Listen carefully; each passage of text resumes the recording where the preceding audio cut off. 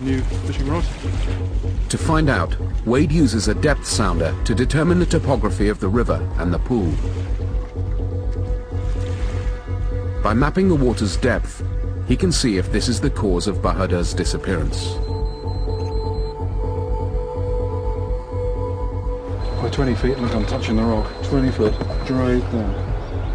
There is deep water close to the shore. Look at that crack there. Do you know what I can do? I can shove this pole in that crack.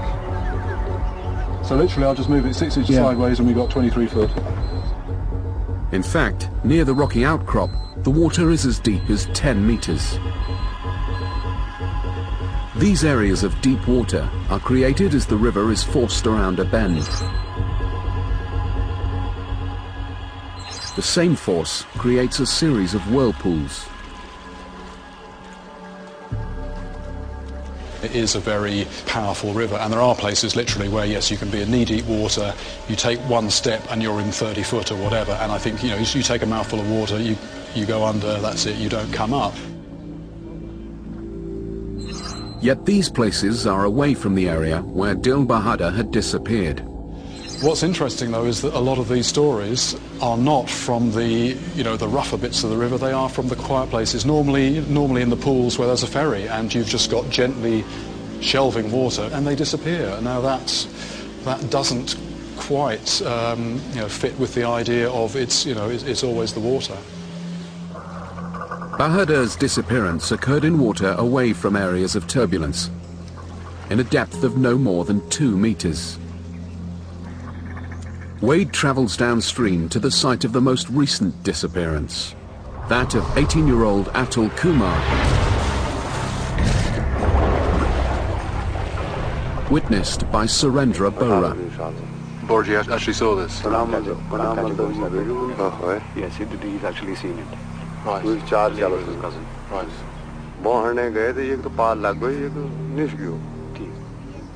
मतलब बहने गए रे उल्ला बैठे पानी चेपे रे निशी गयो ये सुंगरो type में बुझ्यो बा उति लम्बो नै हुने भयो छोटा छोटा खुट्टा हुना न अच्छा उ सुंगरो टाइप में हो जो सुंगरो जो ठीक कालो हुने भयो नानु. You know, there's a sort of a mass of evidence, you know, sort of building up, isn't there? More compelling still is the evidence that comes from the report of another death, only a kilometer away. This time, a buffalo. तक तो हमारी नजर में आया, ऐसे घुमा के आया, ऐसे, फिर दिखा नहीं गहरे पानी को. यहाँ पर तब थोड़ा उठा आगे पत्थर से पत्थर निकले हुए थे यहाँ पे. हाँ, ऐसे छोटे-छोटे पत्थर. तो इसमें पानी भरा था, आज तो ये वो भरा है. Kesar Singh witnessed his father's fully grown buffalo dragged to its death from calm water, only 1 meter deep. फिर दिख रहा था, साफ नजर आ रहा था. अच्छा. यहाँ से फिर गहरा शुरू था. ठीक. फिर जब गहराई में गया तो फिर नजर नहीं आया. Buffalo in this region can weigh 1/4 of a ton and reach to almost 2 meters in length. Yet, in the river, a water creature would have a physical advantage over a land-based animal. Having done some sort of rough calculations, I think a creature between 200 and 300 pounds could potentially pull a buffalo in, and there are certainly known creatures in the frame that size. Though briefly glimpsed, what Kesar Singh had witnessed was clearly a creature with a predatory instinct. When you see something that happens so quickly and it's just outside your normal experience, you know, what on earth are you seeing? You are in that position where you don't really believe your eyes. So there is this slight confusion. Was it maybe a crocodile? That's what some people say. Crocodiles are often seen in and around the rivers of North India. India's leading expert on this apex predator is Rom Whittaker. He's tracked crocodiles around the world, documenting their fearsome capacity for ambush attack.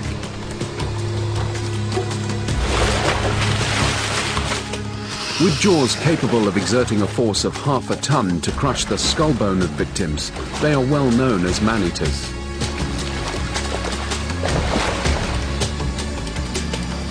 There are 3 species of crocodile that inhabit India: the mugger, the gharial and the salty. Salties grow to a huge size, over 20 feet, and as far as salties are concerned, human beings are just part of their menu. But their range of habitat is limited. Although they can live in fresh water, no salty has ever been recorded as far inland as the Kali River. And certainly not anywhere near the sites of the 3 disappearances. The gharial crocodile, however, lives exclusively in rivers. And its range extends to include the Kali River. Gharials, though equipped with over 100 interlocked razor-like teeth, have narrow jaws, ill-suited to attacking either a buffalo or a human. Their diet consists almost exclusively of fish. Gharial are extremely slender-snouted crocodilians. In fact, they have the thinnest snout of any crocodile in the world. And the only time we've ever heard of a gharial biting a human being was when a female gharial was defending her nest and someone came too close to it. Mugger crocodiles are the only likely culprit. More prevalent than either salties or gharials, documented sightings have been made throughout India and parts of Nepal. Reaching lengths of 5.5 meters, they're violent killers and have even been documented feeding on tigers. They could easily make short work of a mammal the size of a buffalo. Muggers have been known to attack and kill livestock such as cows and buffaloes on a fairly regular basis in some parts of India. Mugger crocodiles are not typically known as man-eaters, but there's no reason why they shouldn't attack humans, and it does happen sometimes. The color of the mugger croc is a close match to the eyewitness report given by Kesar Singh when his buffalo was pulled underwater. Indeed, this is his best guess for what he saw.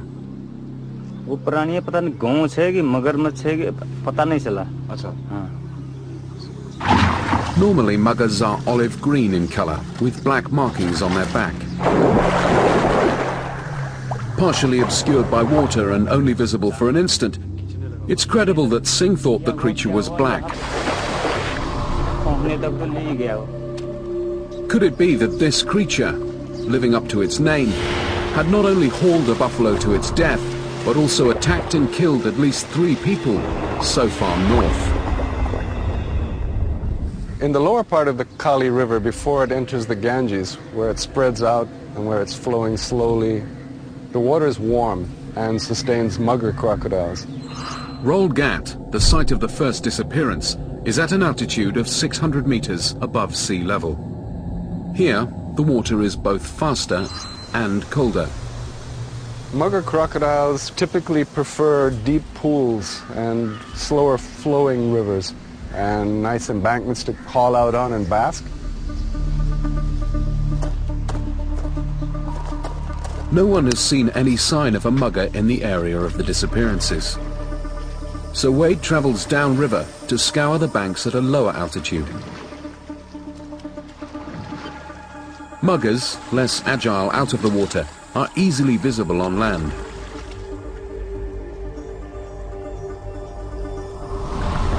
Coming ashore to bask in the sun and to lay their eggs, they will remain out of the water for up to 12 hours each day.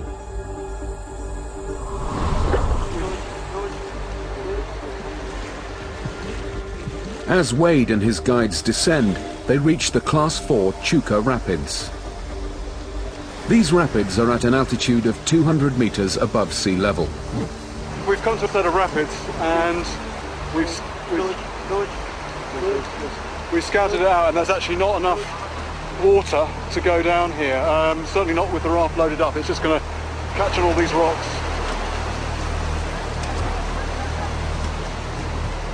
With no sighting even at this low an altitude, the mugger crocodile seems an improbable suspect.